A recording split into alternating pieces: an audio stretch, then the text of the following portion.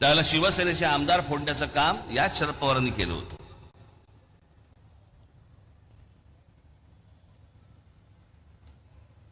ज्या छगन भुजबळांना फोडलं आज ते इथे असतील.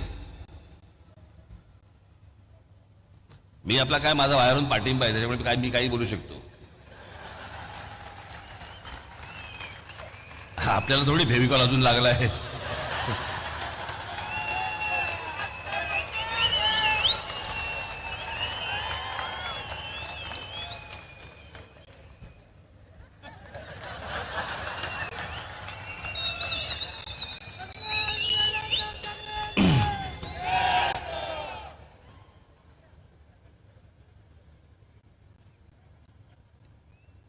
त्याच्यानंतर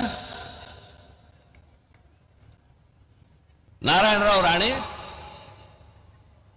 यांच्याबरोबर आमदार घेऊन